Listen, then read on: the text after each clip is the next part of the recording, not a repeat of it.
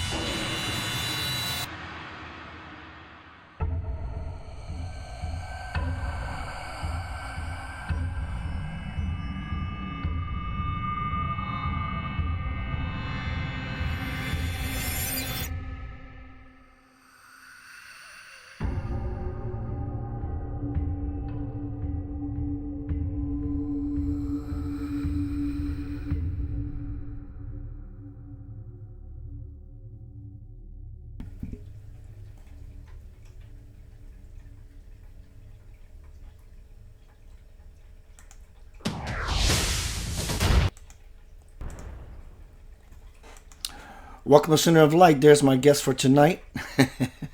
We're going to have a great time. I'm going to be right back with her for sure. Let me get to my other screen. Hello, everyone. Keith Anthony Blanchard. Welcome to Center of Light. I have a big night for you. That was a big intro, wasn't it? I like big intros. Big show. Tonight, I'm going to be hanging out with someone I interviewed some years ago, Scout Wilkins, and we're going to be talking about cultivating optimism. She says, why the world needs it. And I believe her. She's a powerful teacher.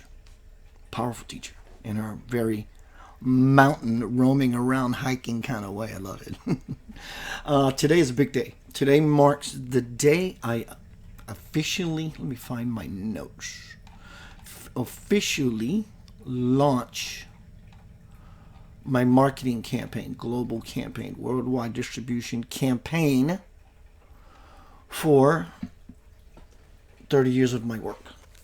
Crossing the Bridge to the Soul. Homecoming, Crossing the Bridge to the Soul.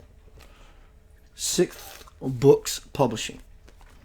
When you think of Keith, you see me on Facebook, whatever, just say 3,500 and put my face to it. Just say 3,500.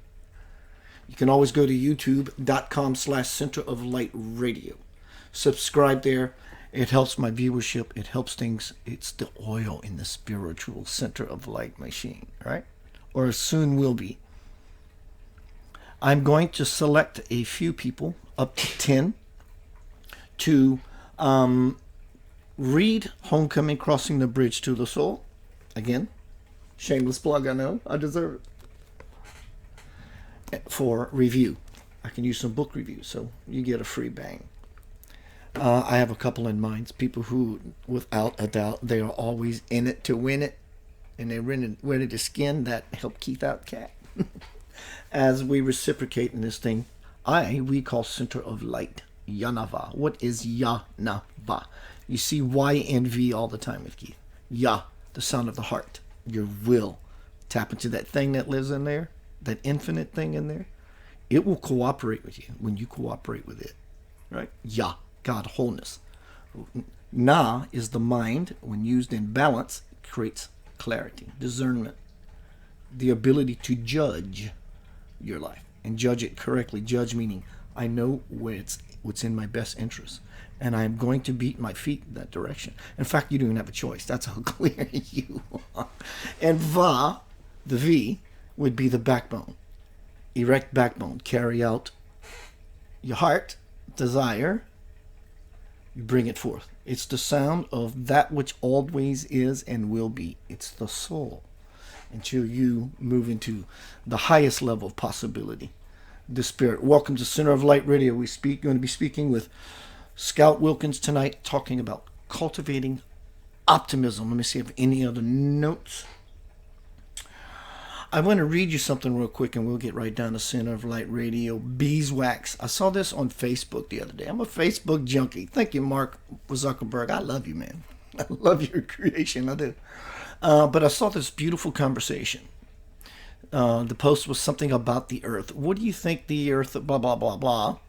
And there was a picture of the Earth, and some smarty pants. And you never would know it from this guy, who's the quote hero in this short story, this short conversation, because he's a welder. Because you got to be, you don't know who sits behind you. You don't know who's in the front of you at the grocery store. You don't know. They can be a very illumined person. Listen how poetic and easy this is. He made a comment about the Earth. I wonder if he was just thinking out loud, meditating basically. And he put a picture of the Earth, and some smarty britches said, "Take it up with God when you get there."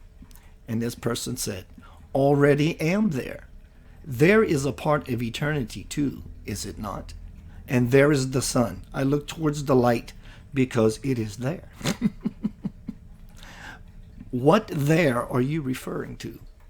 Light is timeless, my friend. And where is it? And it is where? I am made of 100% light, and good news, so are you. Let me tell you about my guest tonight, Scout Wilkins, Cultivating Optimism, and why it's important in today's reality. Well, it's always been important, but today, this conversation is going to get deep. Scout says we are in a very tough and exciting time on our planet right now. Here's what a lifetime of guiding in various versions of wilderness has taught me about how to survive, thrive, and even be joyful in crazy, extreme situations. I know that place she's talking about. Here's her bio. Scout Wilkins began a lifetime of working in nature when she was 11 years old. She grew up as part of a natural history museum. Oh, how cool was that? Designed to connect kids and nature. Becoming such a connected human led to a lifetime of curiosity, just like a child. That has included, that's why she worked with the children, has included being a fire lookout, a horsepacker, a logger, founder, owner of a nationwide custom home building company. She's a pilot. Dig it. Artist, coach, and energy healer. The thread woven through it all is a deep fascination with and respect for the relationships that exist between everything and hold everything together. What she is speaking about is light and sound. Everything would be light. And what's holding it all together is sound. But she's talking about that powerful connection that is our divine birthright. I'm making one more post about how you can find my guest tonight, Miss Scout Wilkins. So let me get out of my screen and bring this powerful dynamite of a human being to center of light. Meet Miss Awesomeness, Scout Wilkins. Hola, Keith. Hey, we're blowing the circuits in the universe. What can you say? I mean, this is as good as it gets, right? I'm loving it. Yeah. I'm just going to chuckle all night long. I'm going to just set off these little guffaw spurts. Well, it makes me want to tell you about what I've come to realize about my higher self. Tell me. Is that there are times that my higher self is very serious and connected, and all the things that one thinks of one's higher self being so wise. And there are other times when my higher self is a coyote angel sitting around a campfire with a whole bunch of other coyote angels saying, "I got her now. Check out what you did with this one." And all the coyote angels are just comparing the antics of their little humans down on Earth. And it's just, if you ever are having trouble finding something to laugh at or some way to laugh at yourself, what is a coyote angel? I have an intuition, but what is a coyote angel, in case I'm wrong, or so we can all know? Oh, a coyote angel is just, it's an angel that's, it's like a coyote. Coyotes are I guess this came to me when I thought about describing myself as raised by wolves in some ways. And then I thought, you know what, That's a little too serious. I think I was actually just raised by coyotes. Coyotes are the little song dogs of the universe, and they are the traditional tricksters in a lot of Native American religions. And so the coyote angels are just up there messing with Do us. you see them? Is this are they apparition like, or do you actually see them superimposed in your consciousness? How does that work for you? Oh, I mean, I've got a huge imagination. So yeah, they're alive. They're alive and well. I can go right to the Coyote Angel campfire and watch it. And I have this have a really fun thing with my imagination that I I can start thinking about something and it's not actually I'm involved in starting it. Here's how I'm involved in starting it is by the questions I wonder about. And at some point a question will catch a spark in my imagination and then this movie will start. At that point, I'm just sort of watching what is happening in this imagination movie, and so I can do that with the Coyote Angels. I can press play on that, and then I can watch this thing play out. Which I suppose at some level of my being, I'm inventing. I don't know. I'm making that up, but Isn't that what we're always doing? Inventing? that's I mean, that's so what we we're talk doing. about reality. Of course, there's, the higher the truth, the greater the bang, the greater the reality. But what truly is reality? How much nonsense Exactly. does a person really want to strip away from their being? Because if God is pure potential, there is no other Exactly. reality except being in the pure potential gracefully. Yeah. Well, I think you took us right to the absolute heart of optimism is being ready, willing, and able to choose the best story that you can possibly tell about a situation. The most long-term good story. I mean, we've always got a choice about what story we tell. So God Choose would choose a good be one. so God would be the best story we tell ourselves. And you can't get any better than that. I mean, to what level, to what depth can you describe your story? Your Well, God. and um, here's a way I think about what it's like to be in a human body. And in this, I'm just talking about my experience. Is that when you talk about mind, body, spirit, I came to a pretty important realization around that a few years ago when I was working with an animal communicator, James French in the UK, who teaches a thing called the trust technique, which was really instrumental in me getting past a lot of anxiety and self-judgment and just junk in my head. And through the course of him teaching how to work with a horse or a dog, I realized that what I was actually doing, because I didn't have a horse here or a dog here, I realized that through this long term course I took with him, I was working with my inner animal.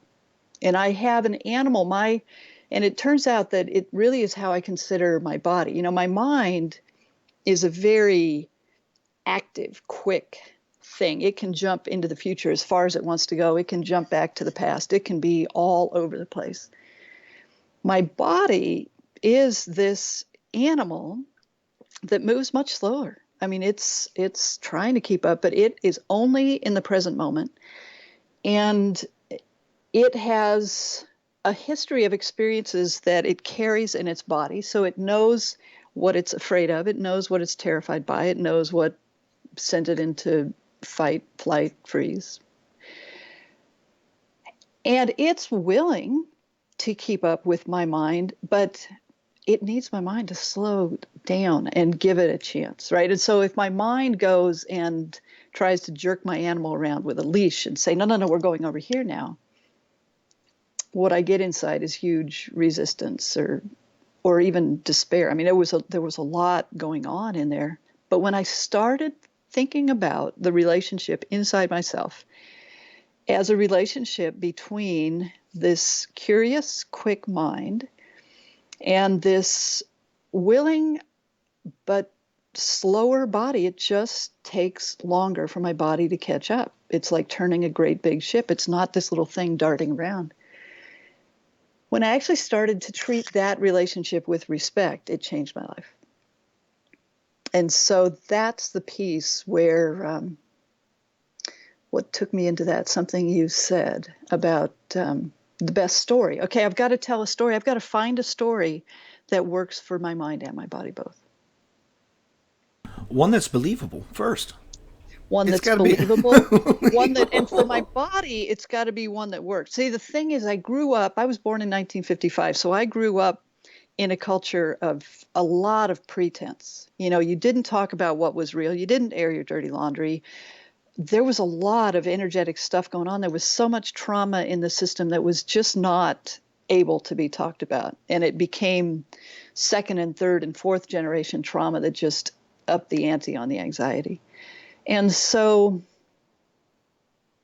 helping my body come out of that, getting out of my self-judgment where my brain was, berating my body for not being able to change faster or do better or be willing when my body, I might be thinking about, might be something as simple as making some phone calls that are uncomfortable, but they have a history because of trauma or whatever, a history of bad results when I called somebody or got this reel about things. My body would go into a panic about making these phone calls, right? I mean, I'm sure you've had that sort of experience where there's something that it just doesn't seem like that big of a deal, but you just freeze, right? You just can't do it. And especially as a girl raised in a environment that didn't celebrate powerful, strong young girls, let me just say. So it's just been a process of learning to be real with my animal self. And the thing with my animal is that it understands the energy behind things. And so that's the place where and that's the reason I have so much optimism, is because our whole system is we're healing a lot of old trauma. We're becoming more and more able to be real together, to be safe enough to step a little closer together, to make connections. And our animals are connecting. We're connecting below the surface. We're figuring out how to work with energy. Would you say that's what's happening? Everyone is working with trauma to some degree or not. That's what we're doing, which is that which has a grip on us, because even if it's not traumatic in the form of this big bang of a fright kind of thing or being whipped or this or that, sometimes cultural beliefs and instillments can traumatize us simply by just floating around in our head. Because Well, I believe it. We're traumatized because of the soup we grew up in, which um, it's an interesting conversation to have about. I'm going to speak of it in terms of expressive and receptive energy, right? Because all energy is polarized. There's positive and negative uh, polarities, and it moves in a certain way because of that. So it's just like you can't be listening and speaking at the same time. You speak, and then you listen, and it's a flow. But we we got away from that for a variety of reasons. Science became king. We got stuck in sort of a three-dimensional science that denied anything that couldn't be measured by the fairly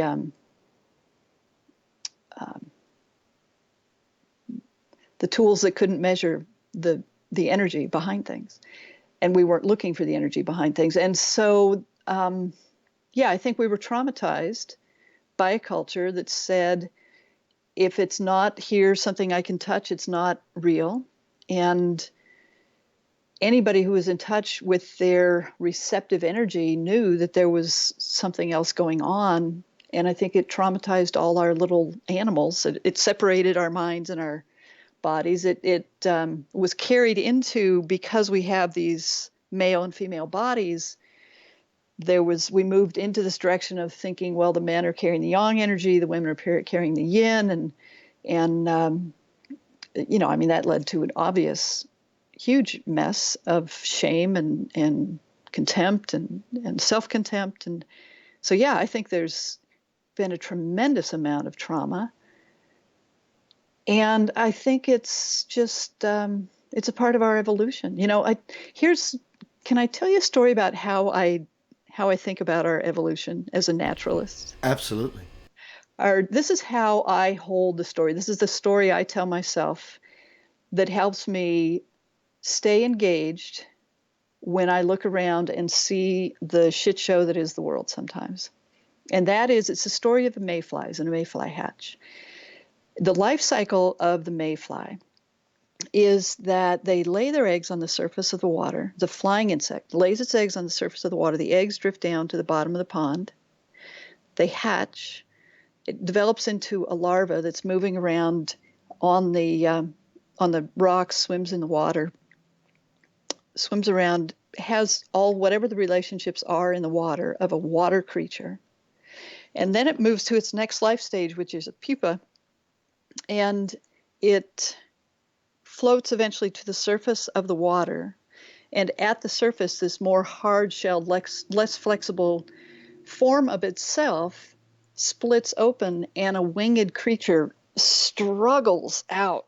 They pull their wings out. And the wings are all shriveled up, but then they fill with fluid and harden, and within half hour, they fly away. And this happens in a huge mass. It's quite a thing to watch a mayfly hatch.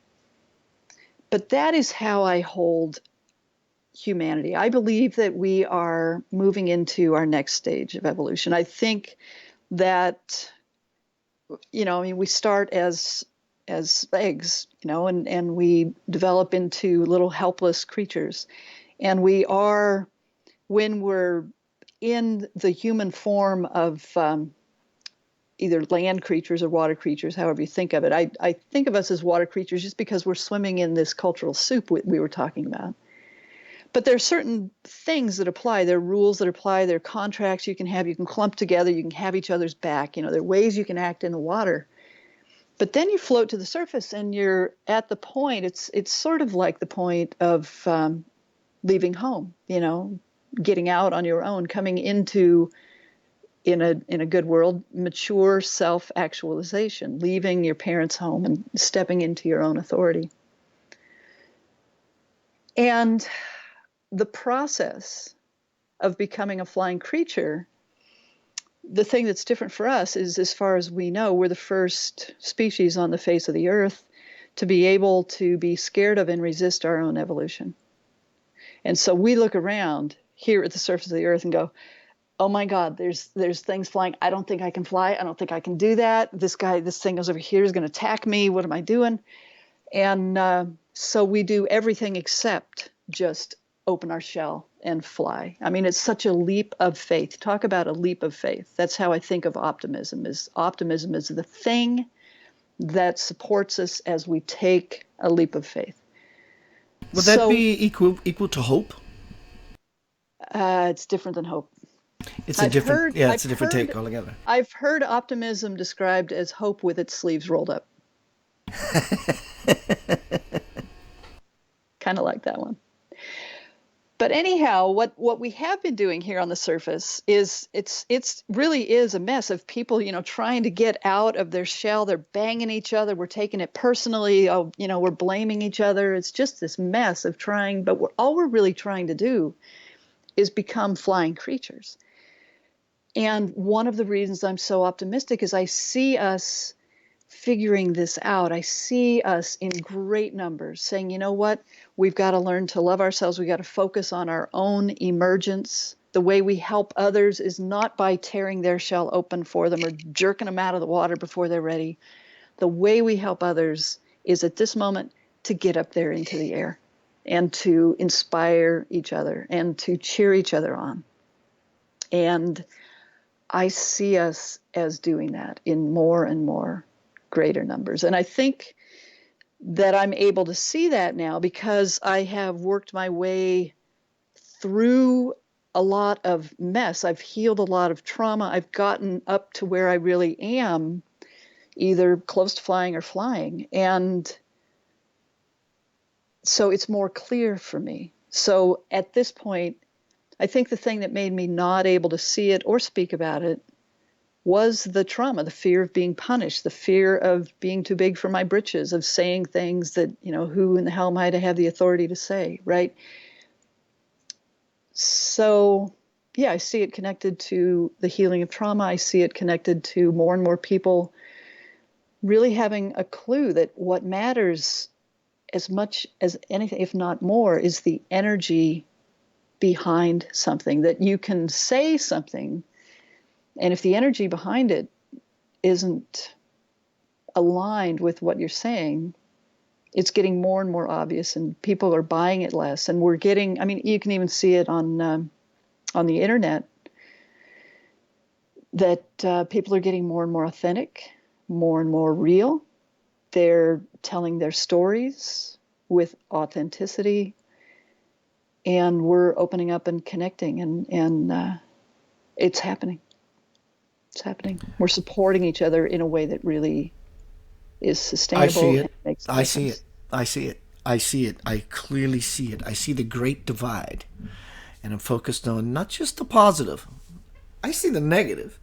And that's equally as beautiful for me because I'm watching this flower open up, and some people are going to be in the higher tiers of the rose, and others may be at the bed of the rose. Some may be the thorns.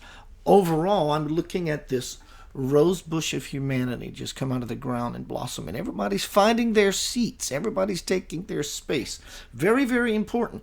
People are collecting, I think, Scout, in groups. Well, Keith, people have always been groups. Some people like rock and roll. Some people like country. Some people dance. Some people Republican. Some people Democrat. No, no, no, no. These groups are getting tighter. And I think the mission, their voice is getting louder. I see the powerful, beautiful unfolding. And I equally see the lessons hope to be learned. Terrible stuff happening. You know, I'm really glad you said that, because for me, optimism is not at all about positive thinking. In fact, I think positive thinking is almost the opposite. It takes us the other direction, because it's not admitting, it's sweeping negative under the rug. And if you've got something you can't talk about, it gets stronger and stronger. You know, I mean, it just shames anything you might call negative. And I love that you use the rose bush as an example, because I use that when I talk about, I make a distinction between gratitude and appreciation, because I see appreciation as a massive tool for optimism. And the thing is, when you are in trauma, I know for a solid fact that gratitude can be out of reach. It's too big of a stretch, and all it does is re-traumatize you, because then you're guilty that you just can't get grateful, that you got knocked over one more time. You know, gratitude is just not there.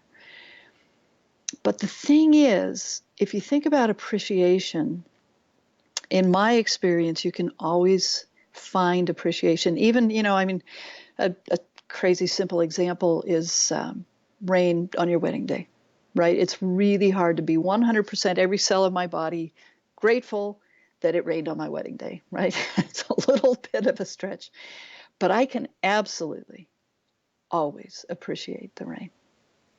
Always. Would you say that gratitude is a really good, cool, high level thank you, always about a receiving of something? And would you say that appreciation is just, I appreciate, love, allow, accept this for whatever it is? How does that What feel? I would say is that you're exactly right on with the appreciation. I actually see gratitude as a grace that comes to me when my appreciation is full. When I am truly in appreciation, then gratitude is like it's a grace that, yes, it's a huge thank you, I because see it. I'm not I I'm see not it. producing gratitude. I'm receiving. I'm awash in gratitude. It's like spirit has opened up. My body has opened up to allow in gratitude. Does that make sense? And I have no doubt that's why you're so addicted to nature. Because you probably, when you're there, you're there. You are in the it. Would you say that be true? That is your cave. That is your home. That's your base. That's your plant. Yeah? Yeah. And here's one of the big reasons for that for me is that I grew up, as you said, in nature, very comfortable in nature. We had a mentor at the museum who was amazing at helping all these young people just try things. I mean, he was so fine with whatever the outcome, you know, whatever the disaster was that happened. He just shrugged it off and say, "Well, what are we going to do now? Here we are." He was so in the present. There was no shame, no blame. It was just, oh, wow, what an interesting situation you just created. What are you going to do with it? And so that was such a great way to grow up. And then I sort of came back into the world. And I think for me, a big part of it was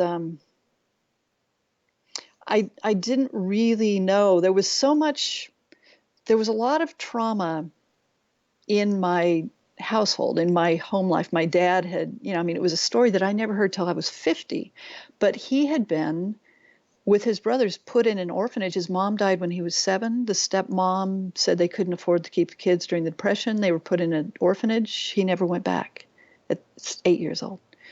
And so what I saw as this rigid control and inflexibility, because I had no idea where it came from, it turned out was just this small boy trying to figure out how to stay alive in a world that he had learned there was no trusting.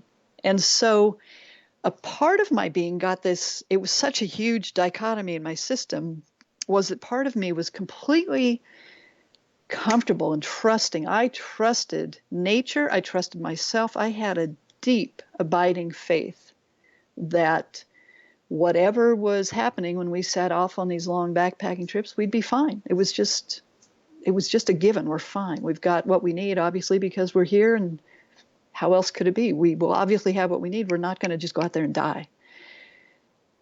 But in this other realm, I was living in a situation where there was no trust. Nothing could be trusted. There was fear. There was explosive reaction to things not going according to plan, getting a little bit off kilter, And I think that was pretty common for kids in that day and age, that either one of the parents, but often the fathers, were just, I mean, they came home from the wars shell-shocked, and we're not supposed to talk about it. Just get over it. Just get over it. Just get over it.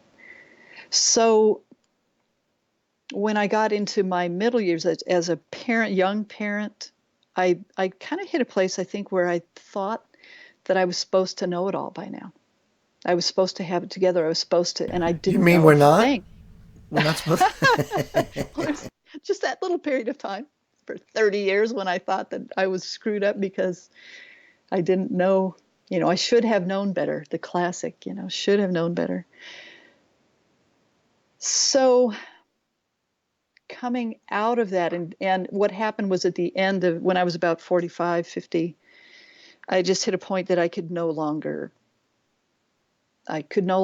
commit to anything. I couldn't make a decision. I couldn't make a choice because my self-judgment had become terminally constricted. It was like I was cast in concrete.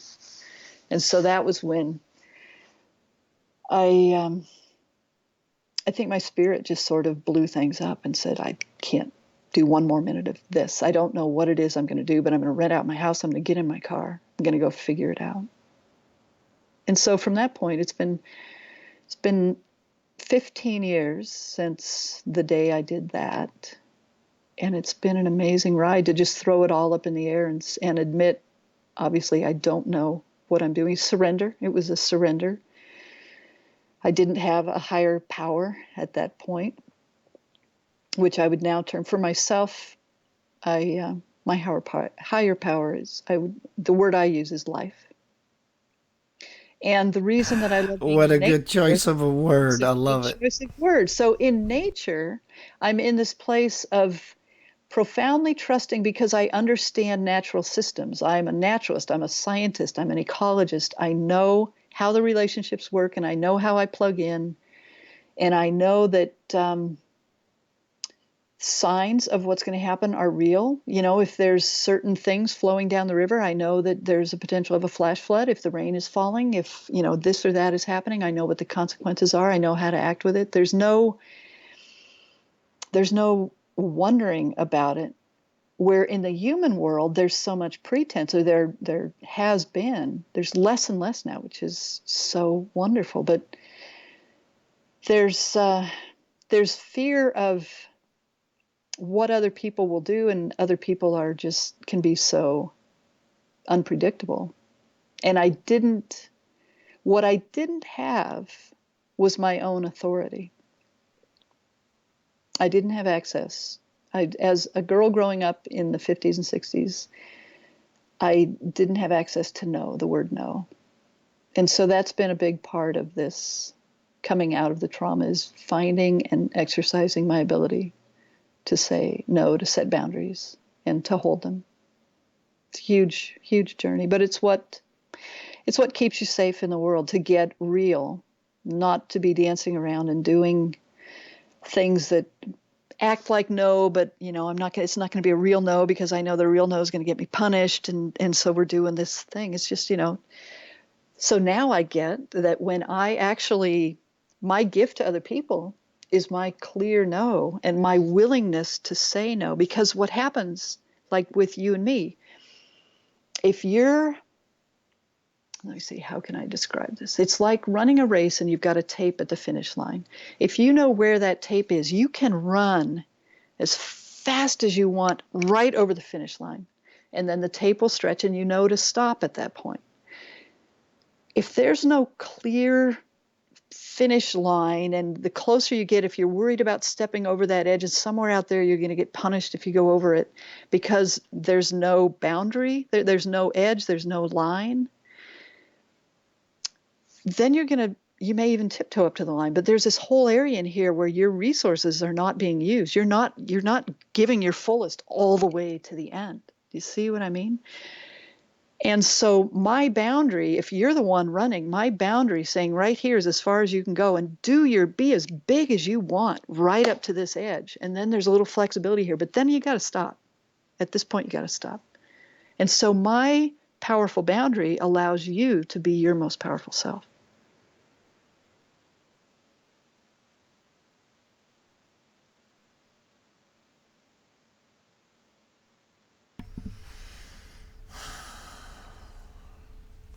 I love when you talked about your friend, person, teacher, who says, well, look what you created for yourself in this situation. Now what you going to do with it?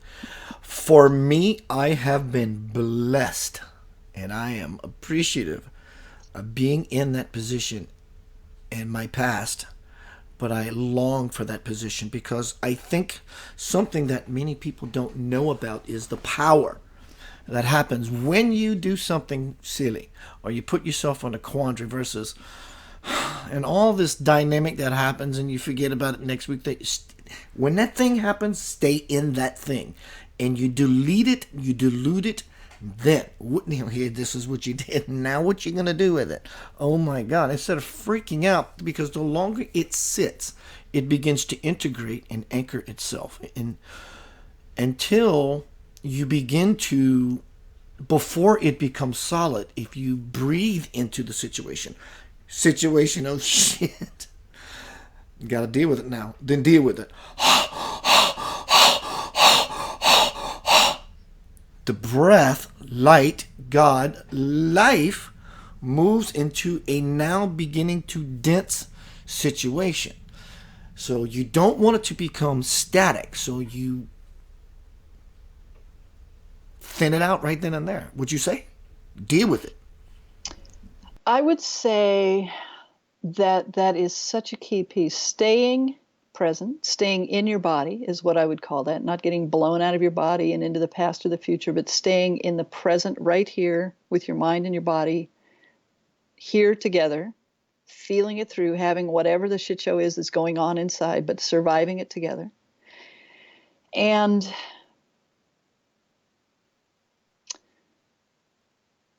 the thing that I would say, two things I would say. One is funny but very true thing is that good judgment comes from experience and experience comes from bad judgment. That's how we learn. We only learn by doing and making mistakes. And once we learn a thing, then we can map it over. But until we have the thing that we physically have learned and learned in our bodies, if we haven't learned it in our bodies, we haven't learned it yet. But once we have it embodied, the somatic experience, then we can map that over to other variations of itself at different fractal levels of our experience. But the thing that I would say about the mentor is that is actually, I hadn't put these pieces together actually, But Sam Smoker was my model for optimism, is that he stayed present, he stayed engaged.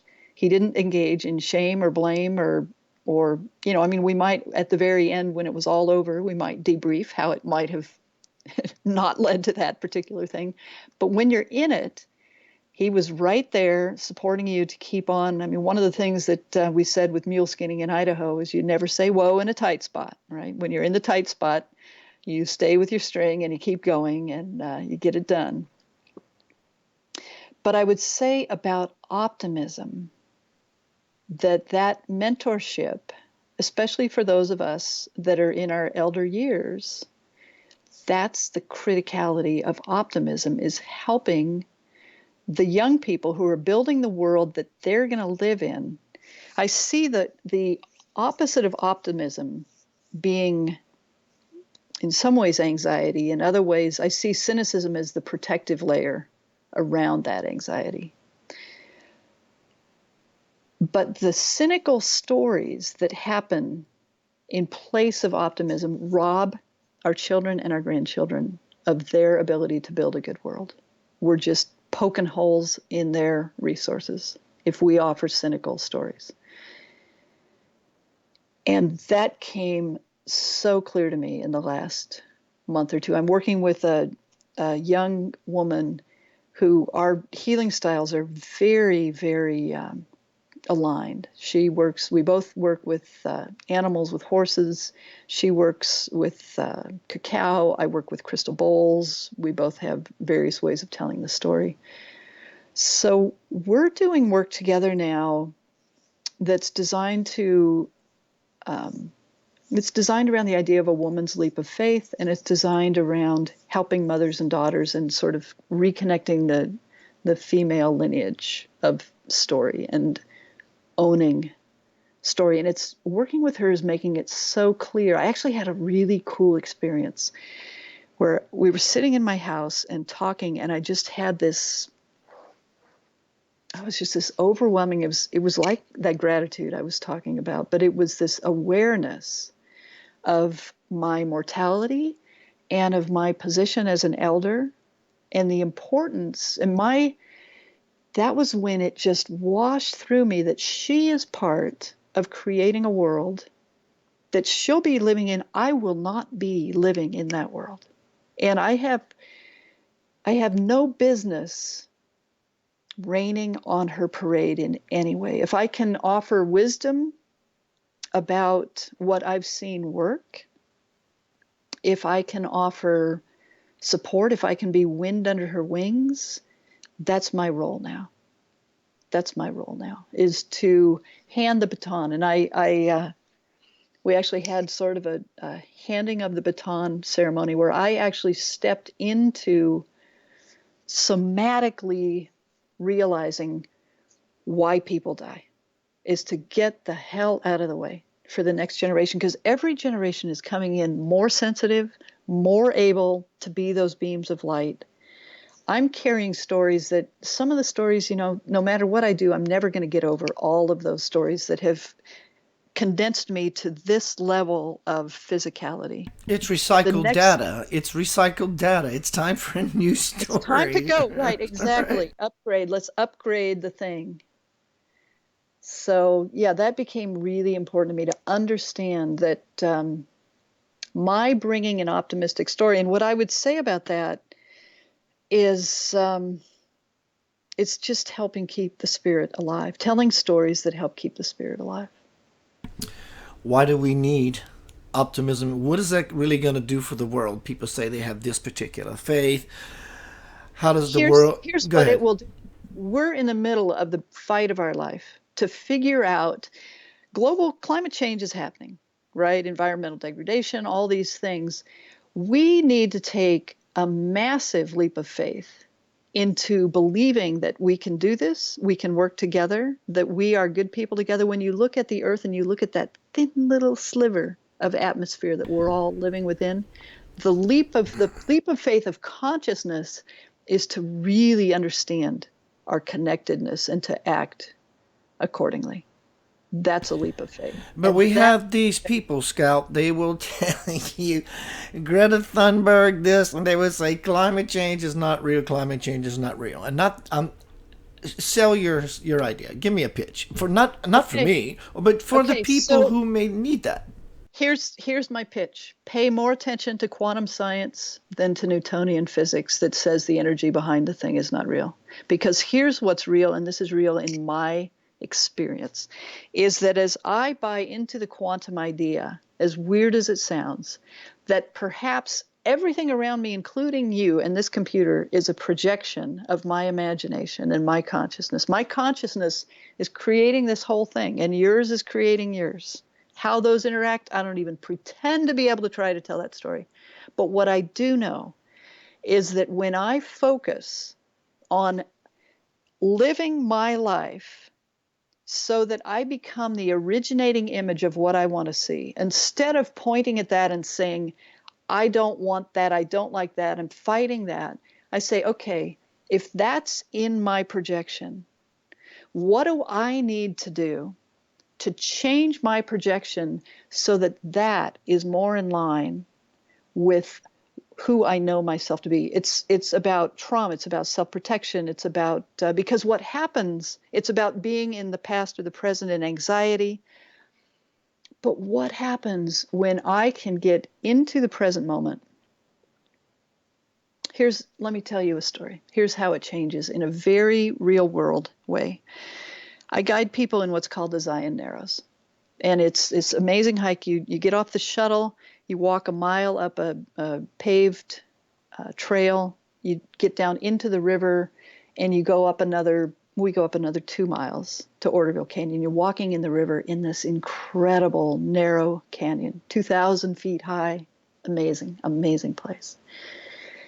Well beloved, very crowded. Zion National Park is one of either the third or fourth most crowded national park in the United States, depending on the year. And most of those people are going into 8 miles of this canyon. So it's very crowded.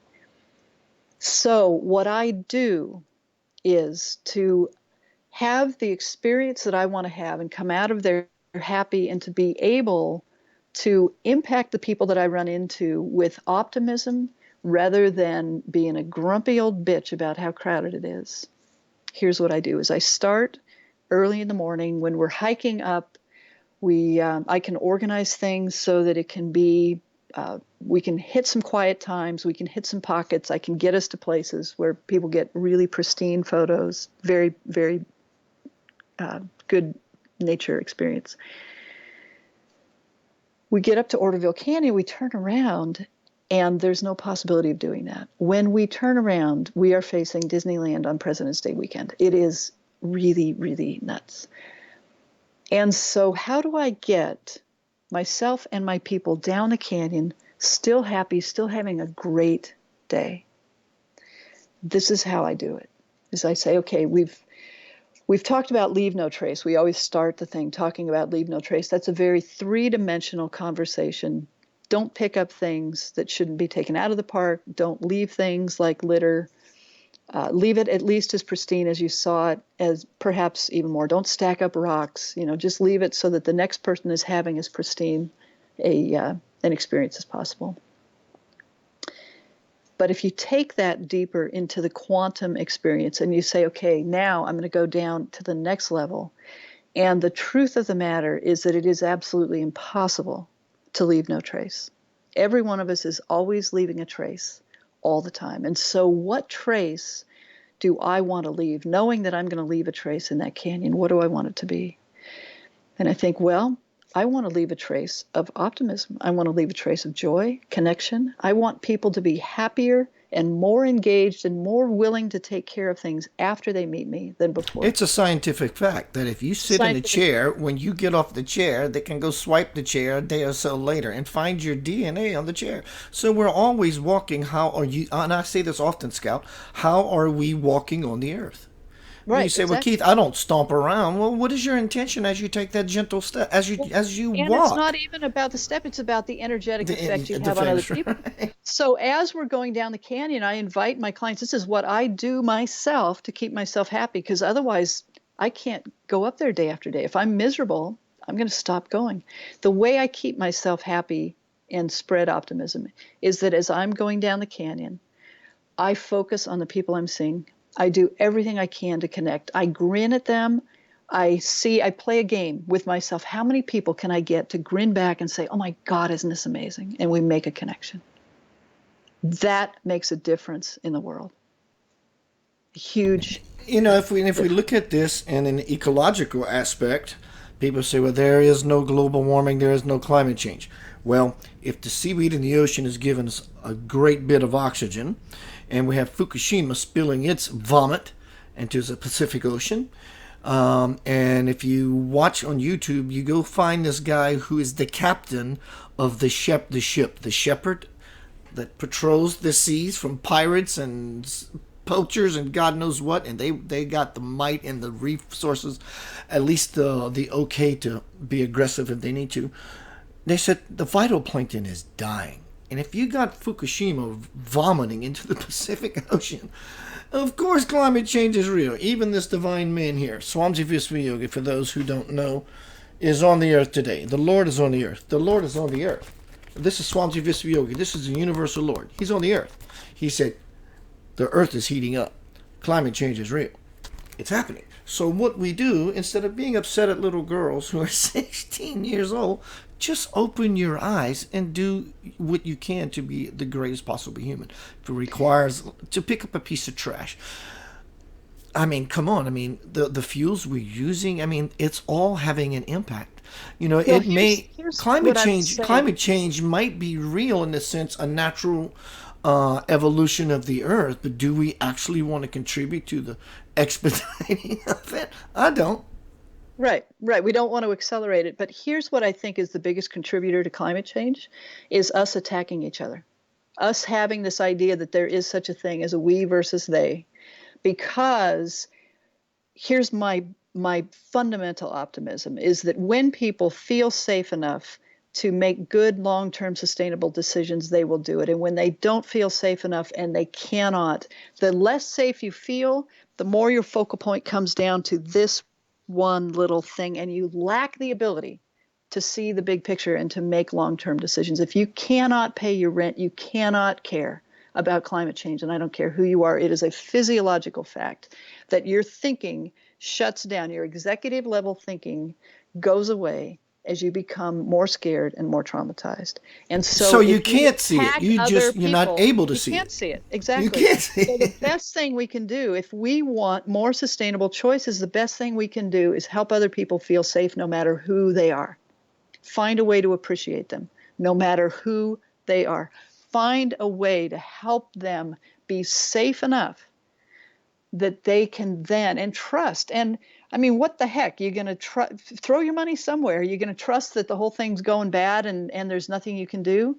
That's such a non-survival based trust. Why not put all of your rampant trust into the optimistic choice of saying, if I help this person feel better, if I stop attacking them and somehow help them find their feet, chances are, of course, there will be some that don't, but the chances are people want to be good together. Look what happens after an emergency, after a major emergency. People are so good together. When the pretense and the fear of looking silly is stripped away, people are great together. And it's amazing. It doesn't require any calamity or catastrophe to happen for people. We can actually we're so lucky we can have that feeling all the time, but it seems that humanity's just hard-headed and just doesn't want to choose to play nice. That story. Humanity is amazing. I live in a place that I understand. Humanity is, I mean, in this place, we have 5 million people a year coming through here. It is a boiling pot of how crowded and how intense. The park is cleaner than it was 5 years ago. People are getting along better. They're more willing to participate. They're taking care of each other. They're joking. They're helping each other out. Things are getting better every year. I'm seeing it. I swear to you. I see it. I see humanity changing. Find a piece of trash in that park. I definitely see humanity changing. Let's take a song break. I'm going to play a song from my dear sister Andrea. She's in the house. I'm going to play a song of hers, and I love her. I've been knowing her on social media for 20 plus years. Never met in public, never met person to person, but she's a phenomenal musician, singer, songwriter, and I really Ishq or Song for Peace. How about Song for Peace? I love it. Center of Light. Tonight I'm speaking with a dear friend of mine from Utah. She's living in God's country. It's all God's country, but you get my point. Tonight we're speaking about cultivating optimism. Can be right back. Center of Light.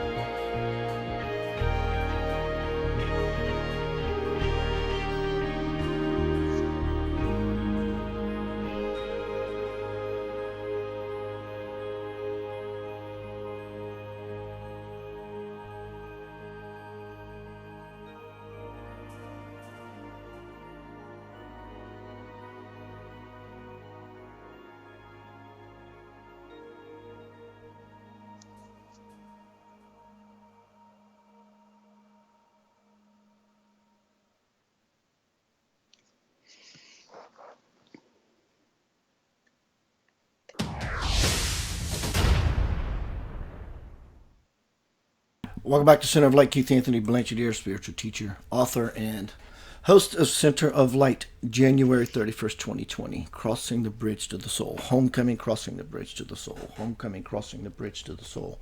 You got to open up that gate. Don't be late. The party has started. 2020. This is the year for everything you think.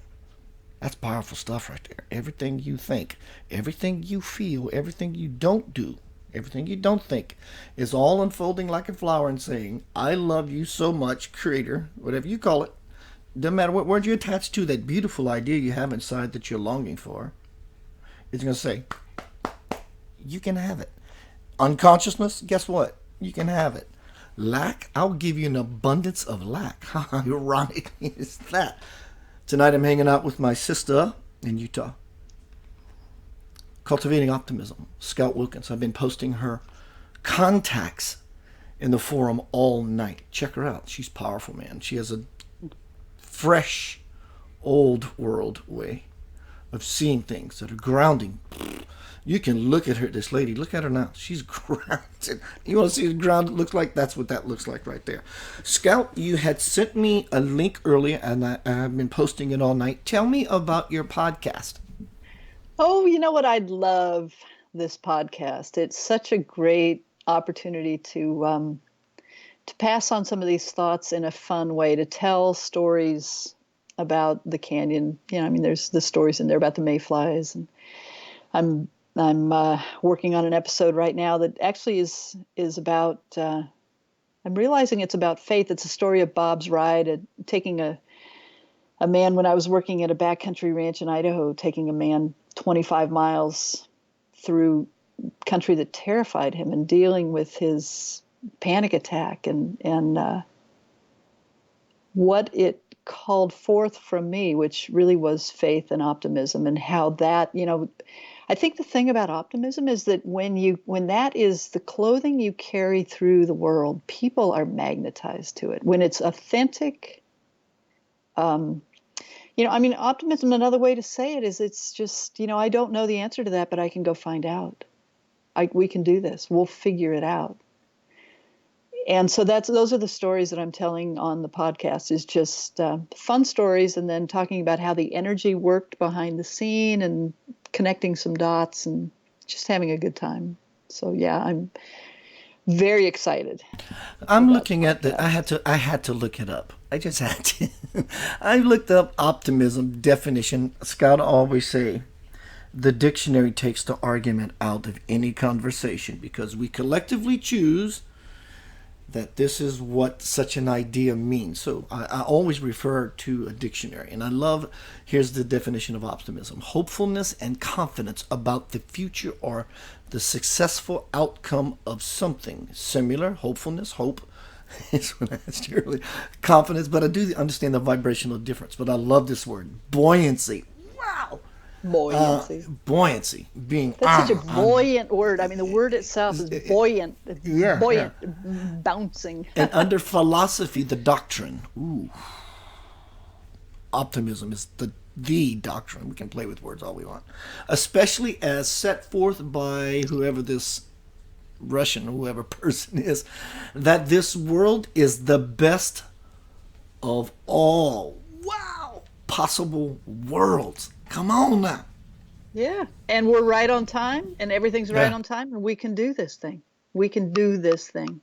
And the thing about doing this thing, it doesn't mean, it's like I was standing 25 miles from the ranch down at the river.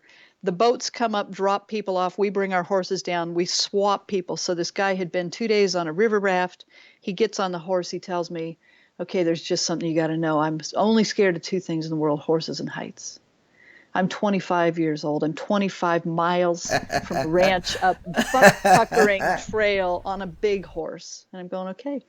But when I remembered that moment, I was remembering what it felt like for him to tell me that. And it was such a cool somatic experience to remember that it was a state. There was no thought in my head. I wasn't freaking out. It wasn't anything. There was really no thought, because the fact of the matter was, here we are at the river. There's the ranch. And there is no doubt in my mind that we're going to end up at the ranch tomorrow. We're going to stay at Mule Creek tonight. We're going to get to the ranch tomorrow. And I don't know what that's going to mean. And I don't know if I'm going to be carrying you. And I don't know what's going to happen. I know it may be crazy. It may be hard. It's going to be whatever it is. It's going to be whatever it is. That's the thing about it. This is not positive thinking that it's all going to be perfect, and because I'm holding my energy just right, we're going to float up the trail. No. This is grounded. This is, we got some shit to go through here, Bob. But the thing about it, you and me, it is not possible that we're not going to get to the ranch tomorrow. So let's go. Optimism really, in a way, is just, it's the denial of other possibilities than being okay. We're going to do this thing. We don't know what it's going to look like. We don't know what kind of shape we're going to be in by the time we do it. But we're in a kind of a tight spot here with our global warming and the whole, we know the story. But in my mind, there's no possibility that we're not going to do this. We're going to do this. The question is, what's my part? How am I going to contribute? That puts me in complete engagement. Complete engagement. Would you say in this situation is where the person will find a solution? Yes, I think mother is the Right. necessity of invention. I think it's what Alex said when he climbed El Cap. He says, you do the thing because the goal demands it. There is just no, I mean, what's my option? Going to curl up and die? I mean, Yeah. that has been something that a part of me, before I really understood optimism and really was able to get it back, the thing that that took me out of optimism was the trauma of being frozen by my little animal body, knowing that there was so much pretense in the world and there was no way I could figure it out, right? So I made it through that and got into my own authority of saying, you know what, how I think about the world is how my world responds to me. The energy I carry, I choose the energy I carry. I know that when I was deeply traumatized, that was not a choice available to me. So the best thing we can do for traumatized people is get them safe enough that they can begin to get on their feet. Stop knocking them off their feet, thinking, well, because they're whatever. And that's the other reason for my optimism is we're getting so much more empathetic. People are feeling other people's feelings. It's just a part of our evolution. We're getting more sensitive, and we're opening up sensitivities that have been there, but we're also, every generation's coming in more sensitive. I see that clearly. There are waves of children coming in and I actually believe that some of these children are so connected. They know the divine plan, they know the higher plan, and they're on hold. They're just sitting. They're ready. You may not even know that your grandchild or your child is a little star being and sitting in the corner and cutting up, doing the things that they might get in trouble for. They really don't care what you think. They're doing what they're gonna do, and they're here to change the world. And at a wave of a hand, they're gonna do it. I can see it in my granddaughter. I've got a picture of her looking at my former husband, her grandfather, and she is just like beaming at him. It's her second birthday. There's something they're trying to communicate about. She doesn't have words yet, and you can just see it in her eyes. She's saying, "Grandpa, I'm transmitting. Focus, focus here. You can get this. You can do this, Grandpa." I mean, you can just see it happening. It's amazing. It's amazing. Delightful. Thank you for joining me tonight. I really enjoyed my time with you, Scout. Everybody in the room saying, "Wow!" They really dig. They didn't use this word, but I know the group and the word they're looking for is authenticity. You're solid, girl. Thank you. You want to leave us with a love nugget? Take your time. Give us an idea where we're going, what we could be doing, all that cool outro Scout stuff. Here's the thing that I want to convey more than anything is it's just like drawing. People think that to draw you have to have talent. Drawing is a teachable skill. Optimism is a learnable skill. You may not feel at all optimistic. There are simple things you can do to bring optimism back into your life, and your entire family, your entire community, your entire world will be so grateful, and you will magnetize yourself to the things you want by being optimistic. That I know. What's coming in the near future for you, babe? Oh, my guiding season is starting up. I've got some, I had a fun opportunity to shoot a road trip video for Hyundai for their new electric car. So that's coming out. There's a lot of fun things. I've got a thing started that I call the Creator's Paradise, where once a month I bring out all my art supplies and take them to the local center and get everybody wetting their pants over how exciting it is to create. Doing the crystal bowls. Life is good. Life is really good. Blessings, sis. You're love beyond measure. Thank you so much. It's been just great to be here with you, Keith. Keep me posted on what's happening. I would always love to have you back. I'd love to come back. Thank you very much. And check out the podcast, guys. I'd love to have you. Everyone, I'm going to drop those links again right there. Yes, podcast link is in there. Stories from the Trail. Stories from the Trail. Thank you, Scout. Be well, dear. Take care. Bye. Turn up the fire.